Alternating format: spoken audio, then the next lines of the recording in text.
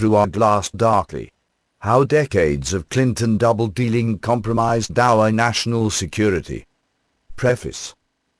By Mia T., March the 8th, 2006. Old habits die hard.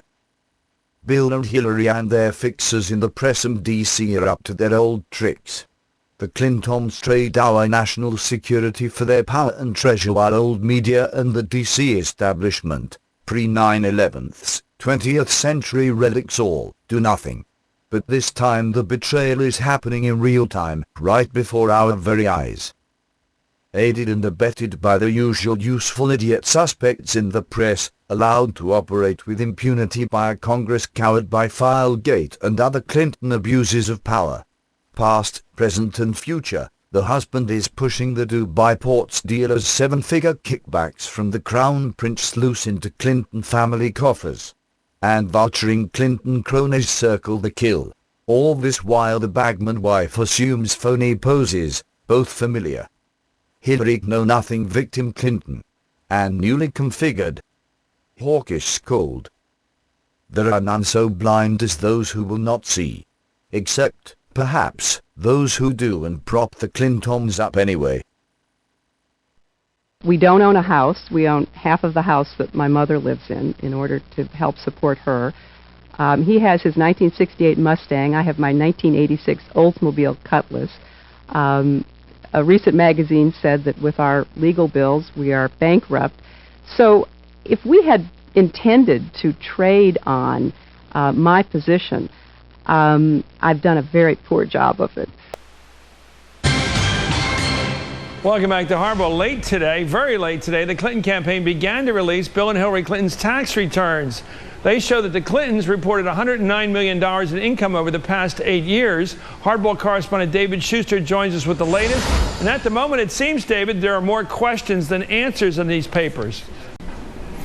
Well, Chris, that's right. There's still a lot of questions. The Clintons released their tax returns through 2006 and an income summary through 2007.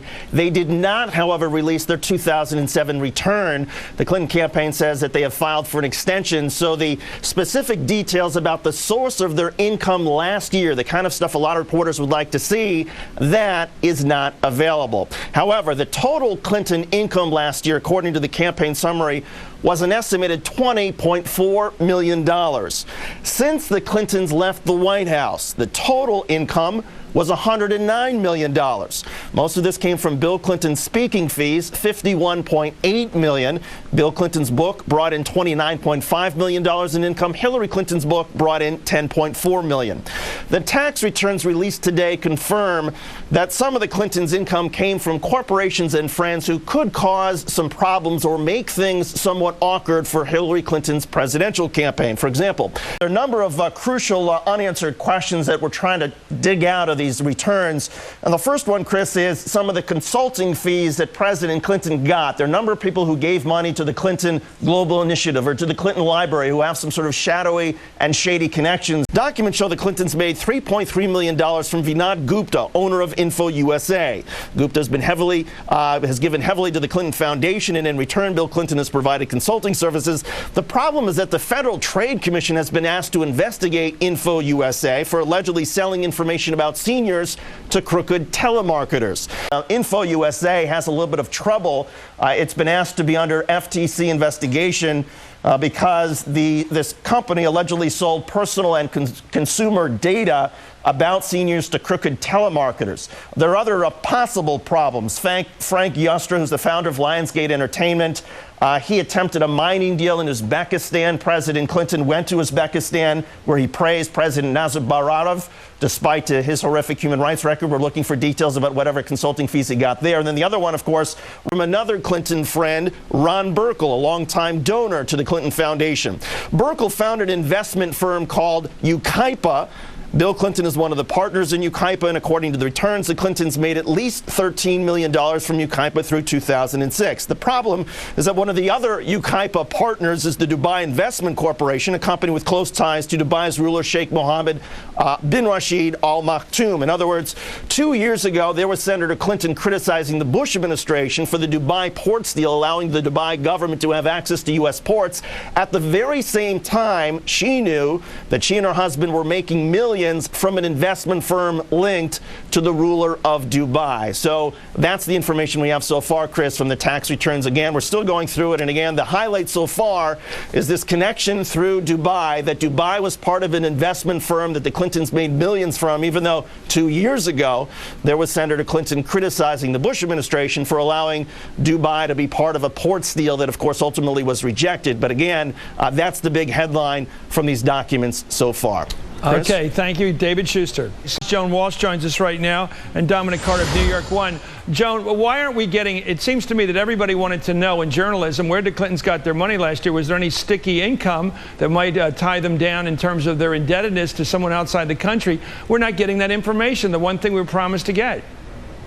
No, it's a little disturbing, Chris. They said they were working hard to get the details for 2007 out to people, and they certainly haven't done that today. It's kind of a distraction today, but those questions about the Burkle partnership, the other partnerships, are yet to be answered. You know, late Friday afternoon is the garbage dump period in New York, in American journalism, also in New York, Dominic. They dumped out the bad news here, which is they're not going to tell us where the president, the former president, got his income last year. They're not going to tell us. And also, as of this hour, because it could change any minute, claim that they have released at least their taxes to take the issue away as a campaign issue. But they haven't released their tax returns from last year. Right, that's the problem. The one thing they promised to do, give us your tax returns from last year, and they haven't done it. They've dumped out the bad news Friday. Joan, all they've done here is tell us they're not going to release their returns from last year. They can talk about extensions and giving us the details later. They were going to give us this information before April 15th, and they're not doing it.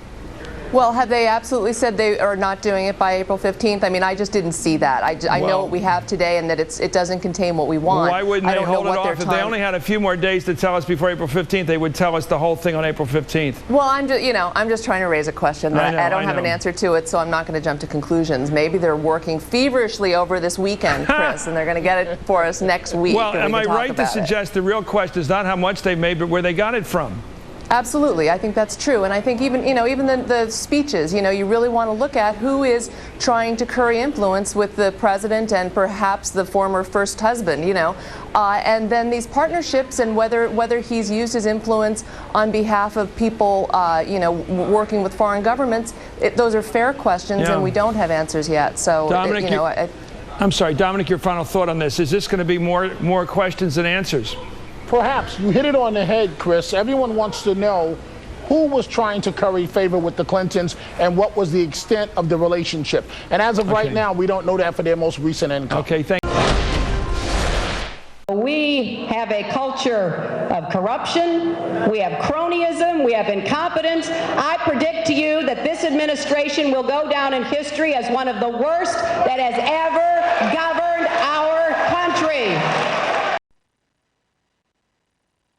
The job which we should have done, which should have been our primary focus to find, bin Laden. Mr. bin Laden used to live in Sudan. He was expelled from Saudi Arabia in 91 when he went to Sudan, and we visited him. They released him. At the time, 96, he had committed no crime against America, so I did not bring him here because we had no basis on which to hold him. Though we knew he wanted to commit crimes against America. So I did not bring him here, though we knew he wanted to commit crimes against America. Secretary of State Madeleine Albright said, well, if we bomb Afghanistan now, it's not a good time to bomb Muslims. It'll essentially blow up the Middle East peace process and doom any chances President Clinton has of winning the Nobel Prize for Peace. I was delighted when Jimmy Carter won the Nobel Peace Prize because I thought he earned it, and I thought it was great because he got it as much for what he did after office as when he was in office. Bill Clinton is still campaigning for the Nobel Peace Prize. I remember exactly what happened. Bruce Lindsay said to me on the phone, "We've got a second plane that's hit the tower." And I said, "Bin Laden did this." That's the first thing I said. He said, "How can you be sure?" I said, "Because only Bin Laden and the Iranians could set up a network to do this. And they wouldn't do it because they have a country and targets. Bin Laden did it." Did you also think at the same time we came pretty close to getting them? Yeah. I thought that my virtual accessory was well placed, and I was full of regret that I didn't get him. I mean, I immediately thought that he had done it. I always ask the same question for 8 years. Can we kill him tomorrow?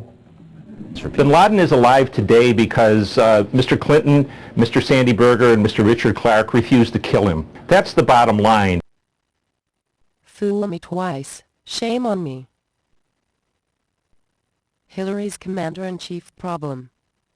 It isn't that they can't see the solution. It is that they can't see the problem.